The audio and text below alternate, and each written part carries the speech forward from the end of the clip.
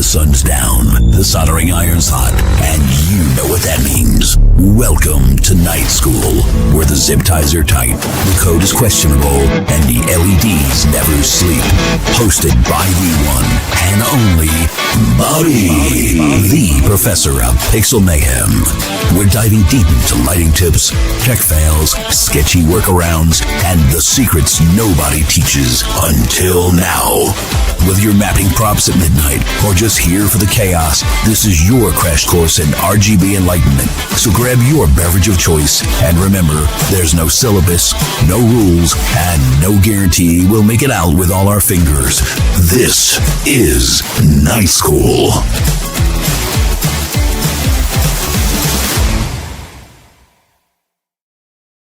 Hey everyone. Welcome back to Night School. Last week we had Brian on here helping out. I'd like to thank him for covering for me. So, I can get my heart checked out after that Bills game of roller coaster that we had. Tonight we have Russell McFarland. He's going to be talking about 30 things you should do before you set up your light show. He is around here somewhere. Russ, are you there? Oh, there you are. There you are. Man, I mean, you put you backstage for a second and you disappear. I run off, picking out. Yeah. So how you doing there? Doing great, man. How are you? Good. Yeah, I heard you're going back to school now. Yes, amongst all the other things I need to do. So taking some classes. So anyway, gonna run off, do a paper after this. So got all my academia today. After being in night school, I get to go to more night school. All right. Well, let's get right to it then. All right. Cool. So I thought this was a good topic. This is something that so first of all, my name is Russell McFarland. I've been doing pixel shows for, I guess, 9-10 years now. So I got started in 2016. So I guess if you count that, it might be my 10th year. I've always enjoyed teaching beginners and new things.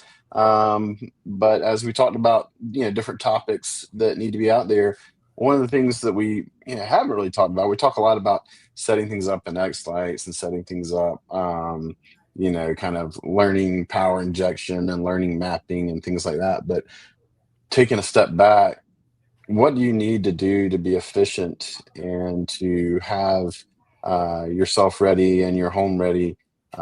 So when you set up the light show, your first light show, or later light shows, you've got things ready. You're not just scrambling around and frustrated and trying to find tools and things. So I sat down for a good amount of time and said, what are things that I'm reaching for most often? What are things that I'm always wandering around for and looking for and wishing I had on hand and things like that. So let's make a kind of a central list of things. And so I started jotting down things. I said, it's going to be 30 or 30. And then once I started writing them down, I'm like, it might be 50 and might be 100. So I kept growing and growing. So anyway, we're going to talk about those things tonight and kind of break it up into different segments. So is that good, Bob? You got any questions? And if y'all have questions as we go along, let me know. I'll be glad to answer stuff, or we can answer them at the end, or you want to get a hold of me later, that's fine too. Yeah, just comment below and we'll ask Russell those questions. Yeah. So as I thought about it, there's kind of 6 different areas of preparation that, I wanted to address.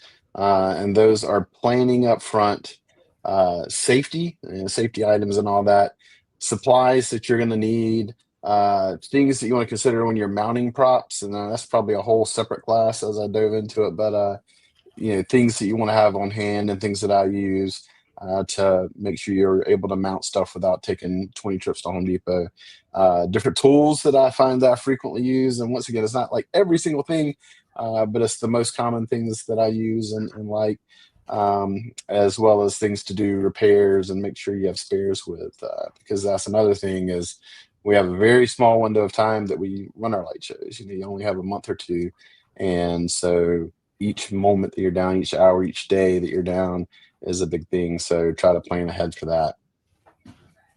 So first of all, we'll talk about supplies to have on hand. These are things that I find you go through frequently. A lot of, they're kind of obvious, but they're things that you tend to chew through.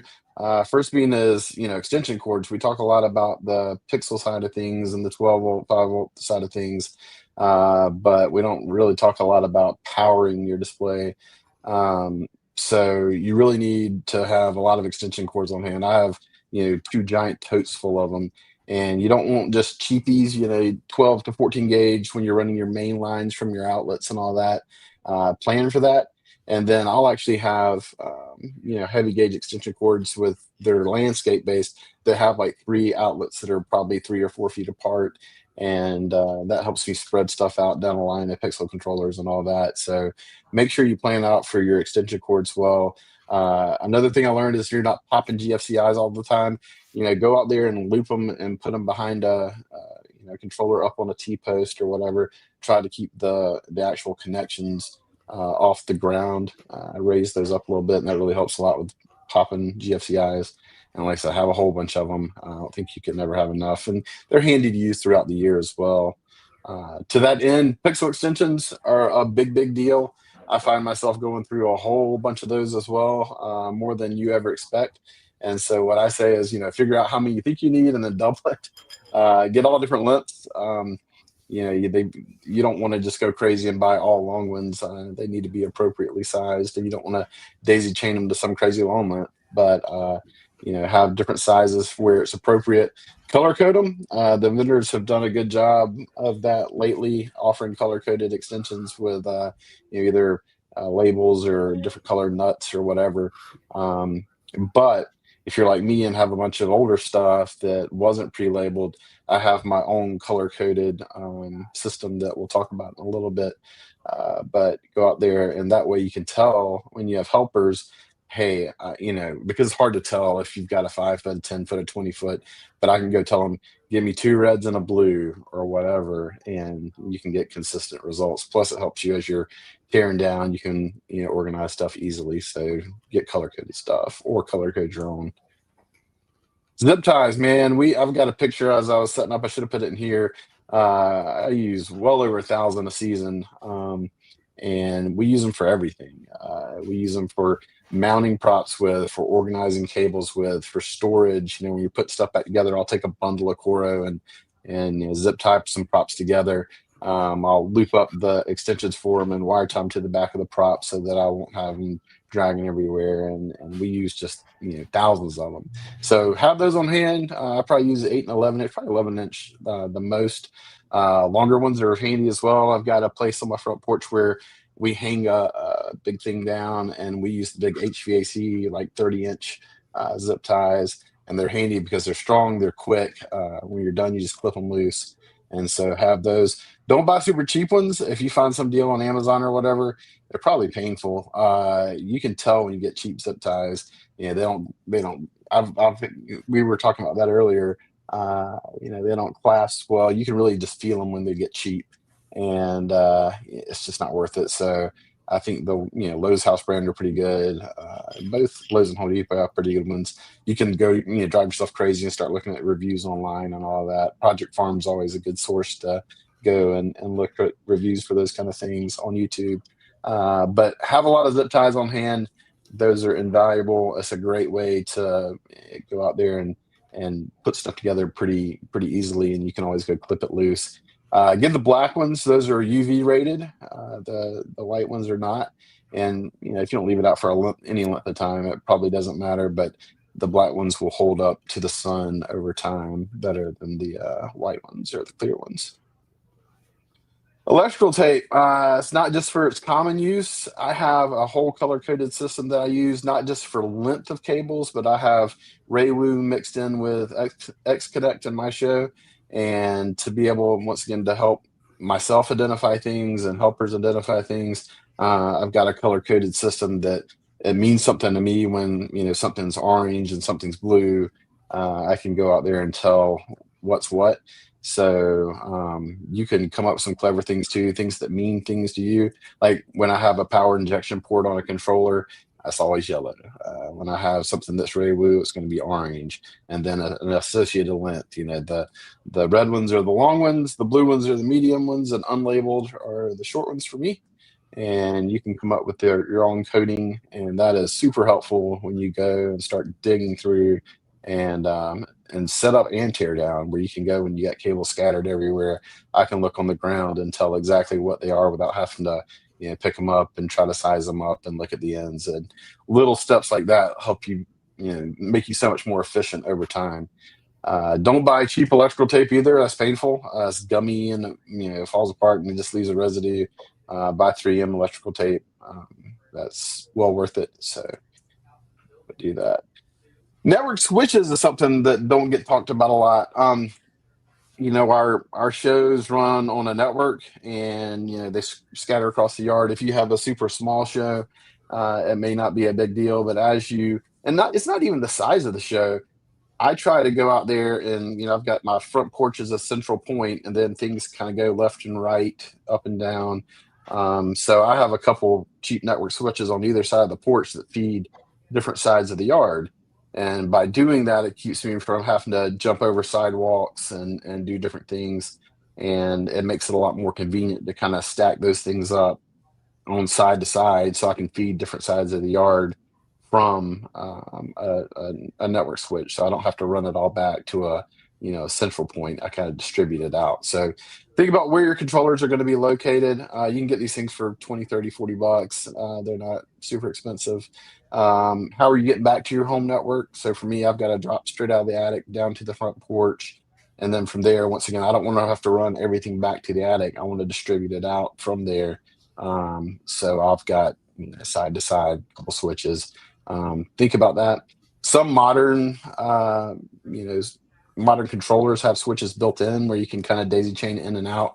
But once again, if it doesn't make sense to, even if you're daisy chaining, if you got to go back across the yard or, back across a way that doesn't make sense, it may not be the most efficient way, and you may just be tangling yourself up in cords unnecessarily. So look at the possibility of a network switch. And this is not for receivers, smart receivers or dumb receivers. This is for feeding, data into your controller from the IP side of things. So they're not for receivers, but that helps out a lot. And I think that gets missed a lot when we talk about getting ready for setup. Network cables, same deal as power cables. Chew through a bunch of them, because you don't just use them to feed your controller, you use them for receivers as well. So you've got, stuff. I'll have an 8-port controller right here, and then as I've added stuff on, I'll have a 4-port receiver beside it. So I'll even do, just a short 5-foot network cable in between the two, because that's what I've got on hand, and I'll put them side by side. So I've got, 5-foot cables all the way up to 100-foot cable that I use to kind of spire things across the yard and get the different receivers, get the different controllers, and have those on hand. And don't mess with making it, doing it yourself. I don't think it's worth it. It gets kind of, unless you do this stuff a lot, and people argue with this, and people argue with everything, but unless you do this stuff a lot, it's aggravating and slow. It's not hard. It's just kind of a pain in the rear. And I find they're kind of glitchy sometimes. And so these things are so cheap to buy. I think I would just buy them pre-made and not fool with trying to crimp your own and all that. You can, but it's just one more variable to worry about. And I think the factory cables are just better. So I would stick with that, unless you're some whiz-bang guy that's doing thousands of feet of Cat 6 a night, or a day. It's part of your job or whatever. But for somebody that's just doing it once a year, I don't think it's worth it. So it's my own philosophy. Dielectric grease. So I see people flickering and having different problems after a rainstorm. So one of the things I've experienced and I do is we put a little drop of Corrosion X on every pixel extension that I plug in. I do it on the AC power side as well. But I'll put like a little squirt of Corrosion X in there. Not a lot, don't get carried away, but and that has really helped things from water intrusion and all that, because those little cheap O-rings on the extension cables and on the pigtails aren't that great. I mean, they do fine, but if you put a little of this on there as you're setting up, then it really helps. And I think it stopped a lot of my water problems and flickering problems. And so when we're setting up, we've got multiple bottles of it floating around the yard. And so everybody's like, where's the bottle? Where's the bottle? So while we're just going in there, and it's something that only takes a few seconds to do as you're plugging everything in. And for me, it's made a big difference. So I use Crozinex on about everything. And that's a good thing to have around. This is a weird one, but it is a big part of my show. Wood scraps. So I like to have wood scraps around when you're setting things up. So it's little things like leveling ladders. If I feel like something's kind of off center or dangerous or whatever, I'll go out there and secure things up with spare pieces of plywood or whatever. It only takes a few seconds and it makes me feel a lot more secure. I'm not going to get on an unstable ladder. So I use that for that. Things like your portable hole, I want to make sure everything's level and nice. And so we'll use different levels of wood scrap and everything else to kind of get those things evened out, leveled out. As we're setting up props,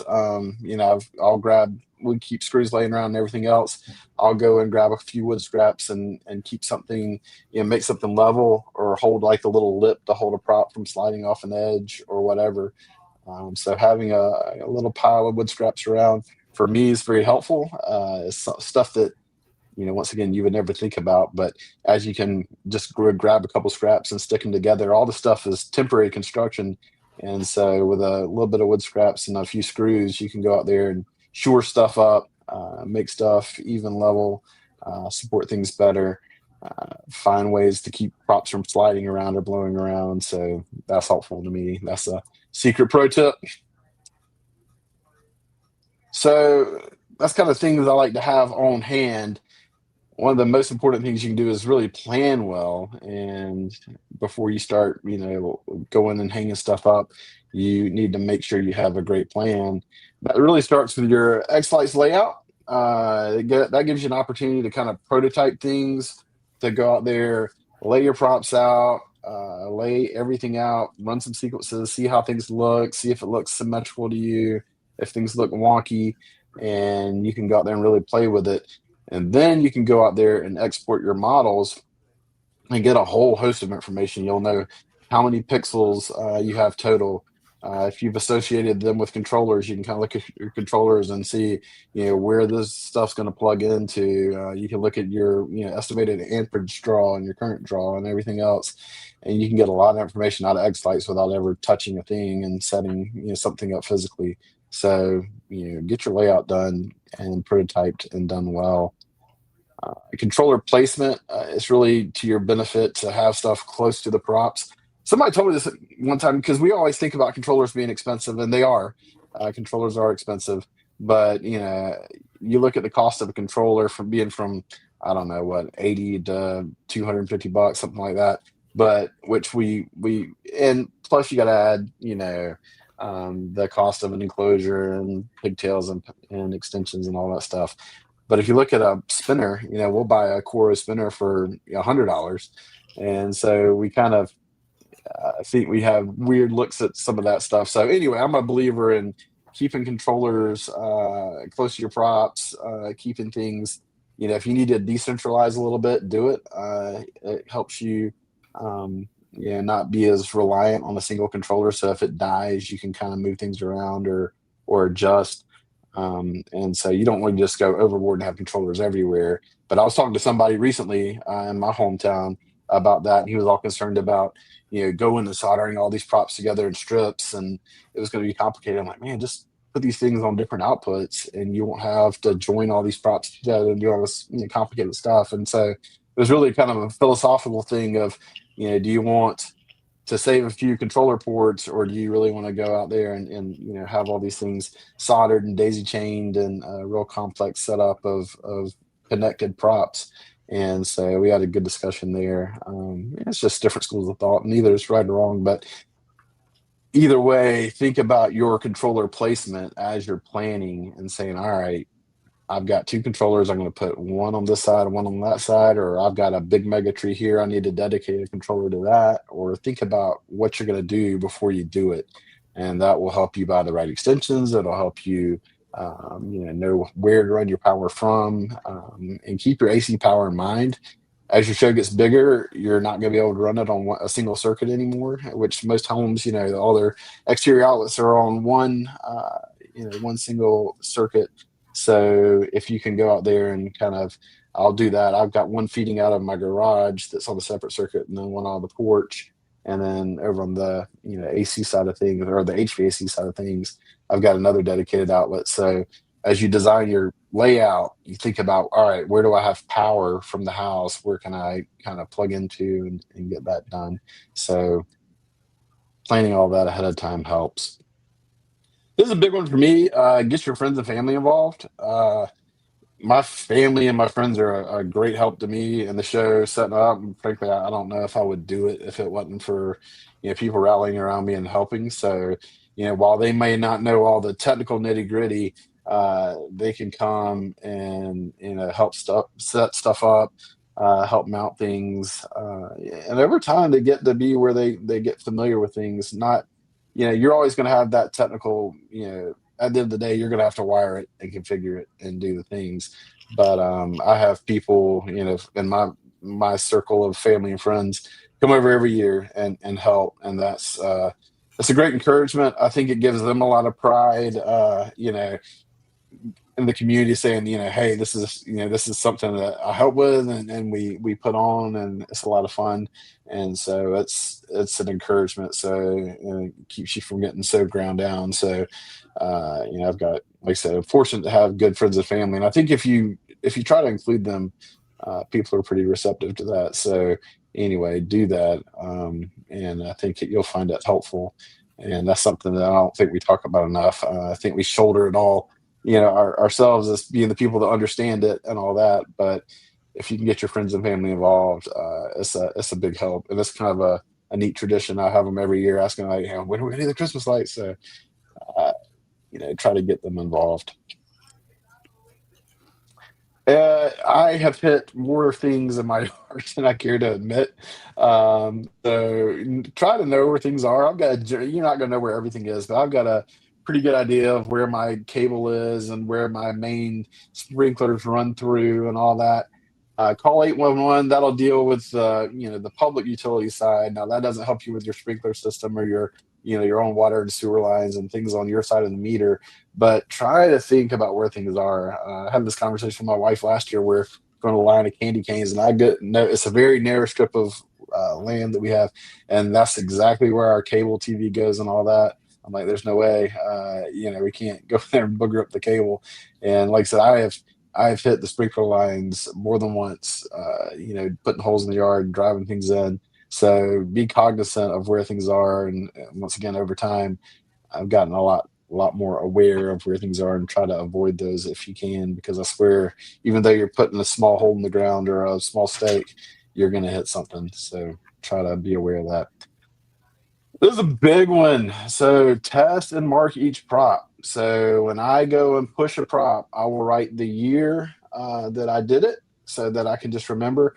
A lot of modern Pixel strings will have quality tags on now and tell you the manufacturing date, but that wasn't always the case, and it still isn't the case with all of them. So that way I can say, man, these Pixels are only like a year old or 2 years old, or when did we get this prop or whatever. Just by Sharpie's a valuable tool. Writing the number, and I also didn't put this in the presentation, but I'll put a label, and you can barely see it in this picture, but I put a label on each pigtail. So this flake, I think, is 450 nodes. I think I've got 200 on one section and then 250 on another one. So I'll put output 1 200, output 2 250, and that way I know how many. If my X-Lite config gets messed up or whatever, I'll know. All right, this has 450 total, 200 here, 250 here, and I'll know by looking at the pixel pigtails which one's which, because I've labeled them. And then I'll also mark the top of each prop, and that way when you're hanging stuff, or if you got a friend helping you, you'll know what way's oriented up and down. So if you look carefully right there, it's got top, and a lot of them I'll put big arrows on and all that, and I'll say top.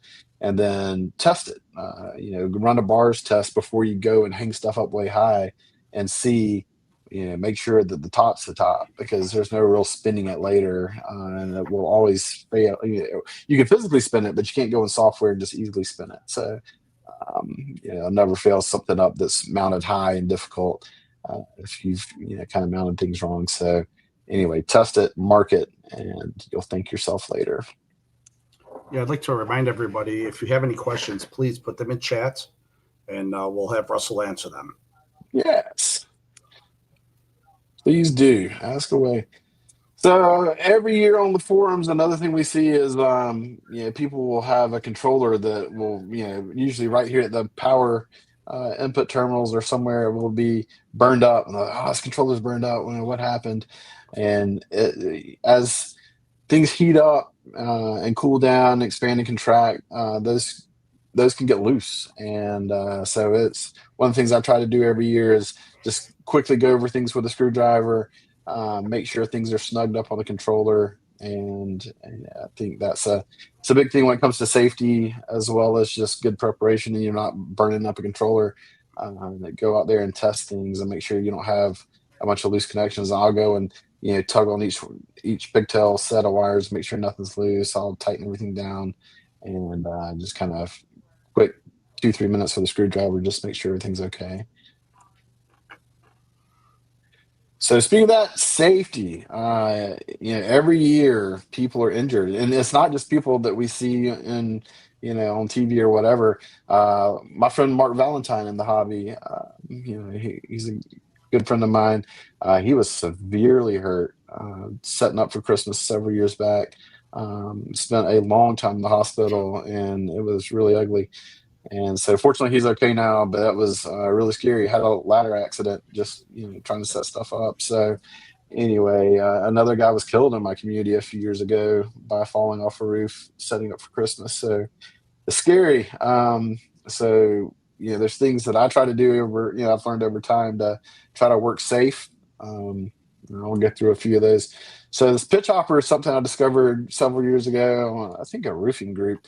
But it's neat. It'll have two sides to it. It's just got a kind of a sticky foam bottom, but then it's got two different pitches where you can go for steep roofs or not as steep roofs. Gives you a secure place to stand. So we've got two of them. I don't do a ton of roof work, but where we do get up on it, it's very steep. And so that way we can have a secure place to step and work our way across the roof. And it is a lot more secure than it used to be. So we'll go and have those things out, hand them, and kind of work our way across. And you've got a safe, secure, level place to stand when you're on the roof. So that is a big one, and that helps us out a lot. So stabilizers, I've got stabilizers on every extension ladder. And that gives a great sense of security. It's not nearly as twisty and all that. These came off of Amazon. It's more friends and family I was talking about. It's a good example of that, even in the pictures.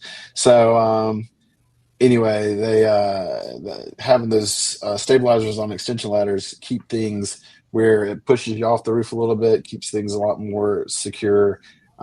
It's amazing the stability. I won't get on an extension ladder without a stabilizer on it. I just flat out won't. It's too twisty, too dangerous. So those help out a lot.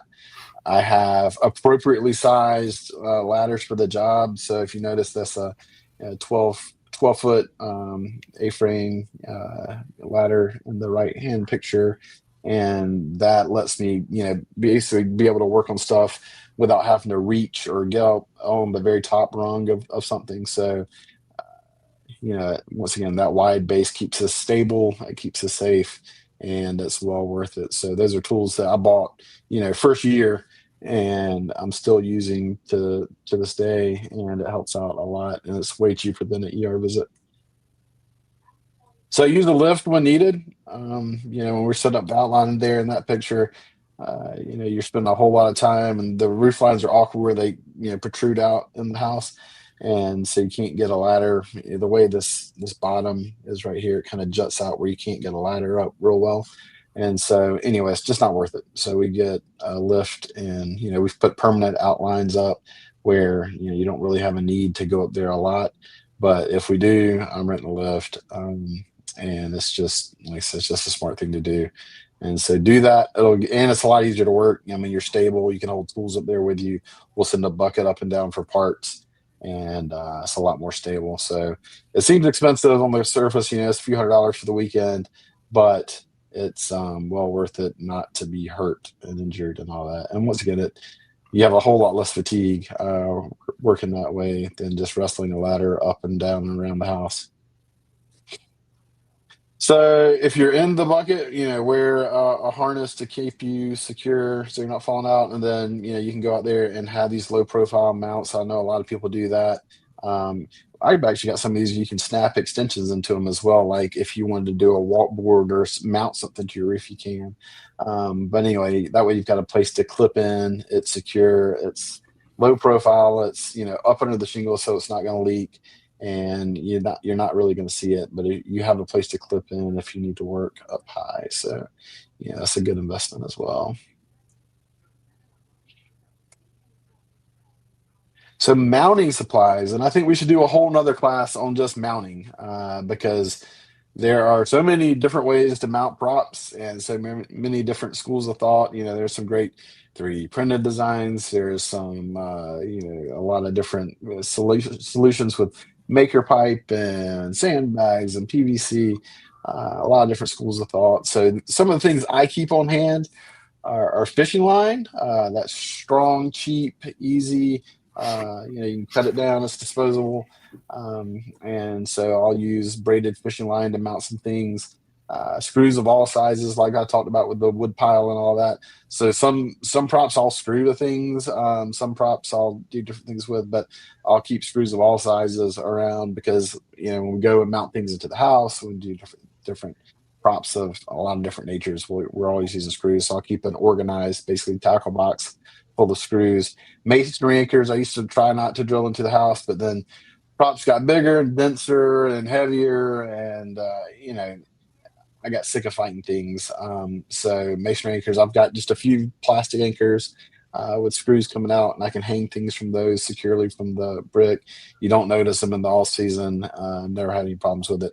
I use a lot of T-posts, which are like electric fence posts, both for mounting props, for mounting controllers, keeping them out of the dirt. Don't just put controllers in the dirt. I saw somebody post a picture just this week of a controller just absolutely drowned from water intrusion, and it was laying in a flower bed. And the enclosure didn't work like it's supposed to, but if it would have been hanging up, out of the dirt, out of the ground, it probably wouldn't have leaked quite like that. So, you can use 2x4s and 4x4s. I do that in some instances to mount things up with. Sandbags for the roof, keep things secure and weighted down. And there's a whole lot of stuff with PVC and EMT. So I try to keep that, especially EMT. I keep a lot of EMT around because I'll drive it in behind props, hold up mini trees, hold up arches, things like that. It's cheap. It's a few dollars a stick. It's strong. It's lightweight. It packs down real easy. I can cut it to length. And so I'll use a lot of EMT as well. So there's some picture examples of that and my display, except for the bottom left, not mine, but so 4x4 holding up the snowflake tree just because it's a lot of weight and something that I use Unistrut across the back. Here's this one really isn't a T-post, that's just a cheap garden post, but an example of how I mount my controllers. I'll run a piece of electric fence wire, and I use a lot of that in my display too, across the back just to keep things elevated out of the moisture, and keep it where I can look at it, work on it. Mega flake there with EMT frames. This is a quick frame out of wood. Got some props standing up there, and these are all PVC and sandbags for snowflakes on the roof. Masonry anchors. So I'll do this is exactly what I do. I'll go out there, drive it in a slow profile, and then I'll go and wrap electric fence wire around the screw there, and that'll help me, mount a big flake or whatever up top. And I'll do one down bottom to keep it from blowing in the wind as well. And then on my porch, I use some fishing line, kind of keep it low profile. You can't see it. And, it's something that's not going to damage the paint. It's not metal, being wrapped round and around with electric fence wire and all that. So it tends to work out pretty well on the porch. So I use it on the porch and a few other places where stuff needs to hang, but I don't want it to be, rub up against things and destroy paint and all that. So more mounting supplies, ratchet straps. I use that on my Megatree as guide wires, kind of pull things back. I find those strong, easy to adjust, cheap. So I'll use ratchet straps with climbing slings. I've got listed down bottom. So that's it's just basically a big loop of strong material that you can kind of cinch over itself and pull back on the Megatree pole with. And there's different ways to do that, but that's kind of things I've got laying around that I've got on hand. Ground anchors, I use them, the long 18-inch screw anchors. That's another thing we seem to use a lot of, to mount your portable hole with and get it lashed down to get all your guide wires tied back with. So we tend to go through a lot of ground anchors as well. So those are things I try to keep on hand because once again, you're stopping the whole process of setting up a Megatree or whatever when you're going and dig around for those things. So I'll keep them all contained, and we use them in the off season as well, for bouncy houses for the kids or whatever. So you find different uses for these things during the year. I use Unistrut to mount things with a good bit, and so that's the material I've got right here. And I'll keep a lot of that on hand. And once again, cut it to length. You can wire tie through the holes. It's strong. It's light. You can go out there and got a lot of different accessories you can slide into the track for bolts and mounting things. And so I'll use Unistrut a good bit and keep that on hand. I'll keep 2 or 3 rolls of electric fence wire around because once again, that's something that's cheap for a whole big spool to last forever. And I'll reel off just sections as I'm mounting props or tying stuff down or whatever.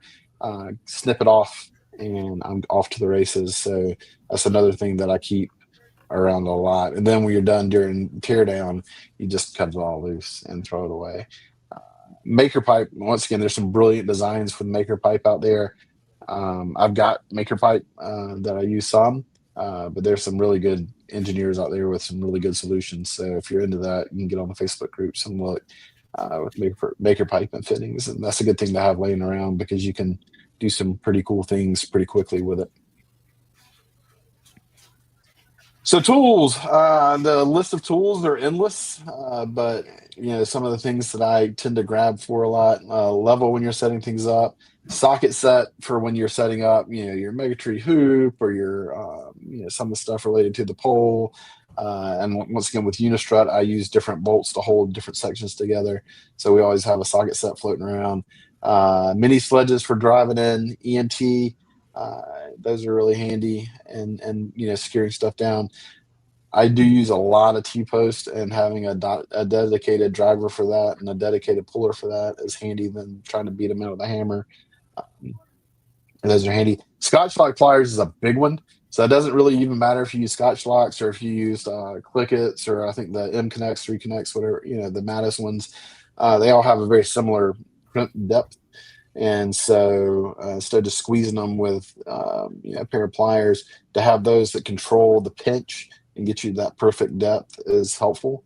And so I find myself using those a lot. These precision cutters, I buy those by the 2-3 pack. We probably got 6 pairs floating around during setup and during the season.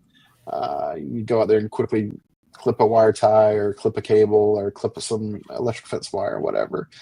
Those are always in pockets and porches and everything else during the display. So I think those are really handy. Precision screwdrivers, like I said, go through and quickly tighten up connections.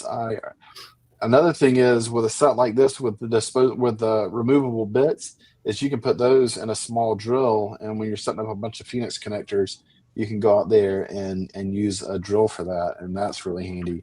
And you don't want some giant 18-volt. I mean, you can, but if you're using a smaller one, the smaller 12-volt form factor ones, that's nice, and you can go through and quickly. I learned that from Ricky Cloutier at CCL. So instead of just wearing your hand out doing a whole bunch of them, you can go out there and put them in a drill, and that is mega handy. Pack out, so the big, you pick your favorite brand, but the Milwaukee pack outs, the Rugby's got a flavor, Rigid has a flavor. There's a lot of different ones, but having everything in dedicated toolboxes helps. We keep a toolbox, several toolboxes on the porch during the season that have different supplies in them, different tools in them, so I can kind of quickly get my hands on stuff. Headlamps, we have a few laying around that we go out there and we're always messing with. So as you go out there and need to throw something on and go look at things quickly, headlamp keeps your hands free, which is helpful. In the way of power tools, heat gun, so either butane or electric. I tend to do butane. A lot of people don't. If you can control the heat and kind of get further away with it, it's quick, and I like that. But most people use an electric or battery powered heat gun. Drill or impact drivers is just life. You're always going to have those handy. A good label maker, so I keep this Brady one around. That one's pretty good for me. I like it because it's got quality adhesives on the film and all that stuff. So I buy the name brand labels so they don't fall off. They're real nice. Grinder or chop saw. So I've got a metal cutting chop saw I use to cut EMT and T-post and everything else with. That comes in handy. But if you don't have the space or budget for that, and just get a grinder with a cutoff wheel, and that works great too. And that way you can cut through metal. A rotary hammer, that's probably a fringe tool. So that's kind of shown down bottom where I use to drill brick with. So it drills it really smoothly, really quickly. And if you can get it on sale, but we've got a Ryobi outlet here in town that sells stuff really cheap. So if you can get your hands on one cheap, then it's a great tool to have for dealing with masonry. If not, you can use a hammer drill. It's just kind of a little bit more raggedy. So I like the SDS drills, the rotary hammers. A light that matches your cordless setup. That's a cool thing to have. So if you've got, all Milwaukee drills or DeWalt drills or Ryobi drills or whatever, having a light that accepts those cordless batteries is a lot more handy than you think. And so we'll do that. I've got a light and a radio that match my cordless batteries. So I'll go and snatch a radio, a battery off the charger, throw it into the radio so I can go listen to the tuner outside. And then I'll have, a series of lights as well. So I go and throw that in the bush or whatever that I'm working behind and see things. So that is a cool, little, hack that's good to do. Usually they're not very expensive if you've already got the battery system anyway. And those are handy to have. And then a multimeter, learn how to use it before the season. You don't have to get something that's super duper expensive and complicated. If you can do voltage and continuity, that's pretty much what you need, and learn how to use that so you can troubleshoot things intelligently and quickly. It's amazing that people that get in the hobby that either don't have one or don't know how to use it. So do that. It'll make your life easy, and it doesn't have to be hard or complicated. So repairs and spares, and my philosophy is keep spare everything. Once again, we spend all of this time and money into this hobby, and you have a very short period of time. So if you're down for just several days out of a 30-day season, you've lost 10% of your show, and that's the kind of best situation. So I think you do a couple things. I'll get to the spares and things I keep. But I think you keep a spare everything. Find a vendor that's local-ish to you in your region so you can get stuff shipped quickly. We have great vendors nationwide in the hobby, but if you know kind of who's around you, like for me here in the Southeast, we've got Ken with Wirebots right there in Georgia, so he's one state away and stuff comes overnight. I got Robert with Pixel Now in my own state, so stuff comes overnight. And a few others. David with Experience Lights, Genius Controllers is in Tennessee, so stuff comes in a day or two. So if you know kind of the vendors around you, so the West Coast, you got Matos and Miner and things like that. So if you kind of know who's around you, that helps if you do have a disaster. But that shouldn't be your network because these guys are busy and may not always have stock at that time of year or whatever. But I would go ahead and kind of identify people that are close to you. That can help, and hobbyists that are around you as well. But with that, I would keep spares in stock. So I keep an SD card imaged with FPP, and this used to be more of a deal when they got corrupt. I don't think they've corrupted nearly as often in the newer versions, but I still do. I keep a fresh copy of FPP on an SD card because SD cards break and they wear out and they fritz out, and so, or stuff just gets corrupt on them. And so that way I'm not fighting things. I'll just pop another card in and it's already imaged and I'll just re-download to it. I do keep a spare controller. Life's too short, season's too short. So if you don't have, a spare controller, or you're not willing to get one, at least you make sure you have enough outputs where, the minimum you can go in there and reconfigure things and kind of plug things into a single controller. But I think you should just have one. It's good to have. It's good to be able to test with. It's good to be able to, keep one around and to make sure that you can keep, stay up and running. So do that. I keep a spare receiver built. I don't just keep it in a bag. I keep it built and on the shelf. And that I use more often than, it feels like every couple seasons I'm probably, switching a receiver out. The drivers kind of go bad on them and all that. So, and I'll lose just a single output. But once again, instead of troubleshooting it and having stuff dead, in the yard, I'll go out there and swap it out in the yard, bring it inside and figure that out, figure out what I need to do. So keep it ready to go. So connectors, whatever your preference is, click it, Scotch lock, solder sleeves, M-lock, 3-lock, whatever lock. Repairs are going to happen. You're going to lose pixels. And so be ready, have those things ready. And to that end, I've actually gone out there, and I think they sell these now too. I know they do. But you can go out there and have 2 pixels ready with connectors already crimped and all that, and be sure to identify the input and output side of it. But I have several of those ready to go, so I can go out there and cut out a dead pixel, crimp those in, and once again, not be looking for things and looking for connectors and looking for this and looking for that. I've got those ready to go in a place where I can get to them. So, like I said, you can make a few up and be ready to roll. And I find that to be beneficial. It makes the job. So once again, when it's winter and everybody's outside and watching and everything else, you just don't want to be finding stuff. It's always at night. It's always dark. It's always cold. And you always have an audience. So the quicker I can make that go, the better. Fuses, and once again, with modern controllers, different vendors are doing different things with e-fuses, or just different things. Period. But you want to have some spare fuses on hand, at least if you've got a controller or if you've got expansion boards that match fuses or require fuses. Keep a few on hand.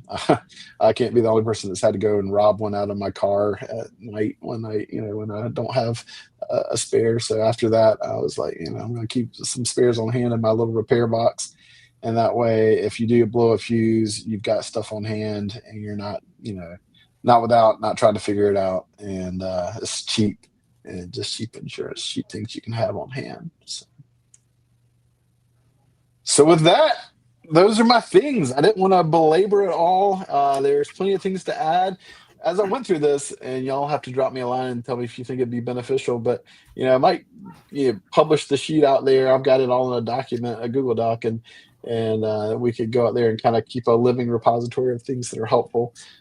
If people were into that, we could go out there and just have a list of things, a growing living document that kind of gets you started. So anyway, but if you got questions, feedback, let me know. I'd love to hear it. All right, Russ. What you got, Bobby? No questions. I guess you're telling everyone what they need to know. So amazing, and no questions. Yeah. Great stuff. Thank you. Yeah, a lot of things. Even some things I'm going to go out and do. I never thought to label my prop with the year, for one thing. Yeah. You just look back and say, "Oh, this is when I got it." Yeah, and I tell you, because after the fact, you're like, for instance, I had a really bad run in 2022 of Pixel. A lot of people did. We all had bad 2022 Pixels. And for the life of me, I've replaced everything, but it's still a fear of mine that I've still got these junk pixels and somewhere in this thing. And I'm going to find out the hard way, because I ripped them out and replaced them at anything that I knew and anything that was failing. But now I wish that that's when I started doing it, is because I didn't, I was at the point where I was pretty sure of the generations of things I had, but not positive. And so I was like, man, everything else I'm writing. And as I replaced them, I wrote, replaced on, January 2023, and I would know when they were. So anyway, that's a hopeful thing.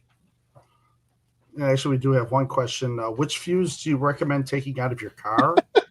Yeah, I'm guessing, it's, either the light show or the car, So yeah, the car had to go. That fuse. Yeah. The car had to go. So I'm going to say probably the power windows. Yeah, it was, I don't know. I think I stole it out of the spares, but it was still, something's got to go. So anything 5 amp. Yeah. Well, thank you very much for coming on and giving us this list of things that we've got to go back and check on too. So yeah, hopefully it helps. It was good to go through, and I think, so if you got some good information to work with up front, and it eases the pain of setting up and all, if you're not digging around for things and looking for things, and if you've got a pile of stock on hand, it makes setup go a lot better. So anyway, hopefully it helps. Yeah, well, you get a lot of great information. I've been doing this for 5 years and still learning new tricks to setting up the show. Yeah, that's why we're doing these. I mean, whether you're brand new or you've been doing it for 8-10 years. I mean, I've been doing it since 2018, and I mean, there's still things I'm learning. But that's why we're doing these shows to help everybody out. And again, when we're doing these, please ask questions if you ever have any, and we'll get them answered for you. Well, Russell, thank you very much. And I'll see everybody next week. I don't have the topic yet, but it'll be good. We are progressing closer and closer to actual showtime. But all right, well, thank you, everybody, and have a good week. Bye. Thanks. Well, that's it for tonight's lesson in light-based lunacy. So smash that subscribe button, zap a comment below, and share your worst tech fail. We might even feature it in the next class. Until then, stay lit, stay learning, and always remember to bring a backup SD card. Night School dismissed.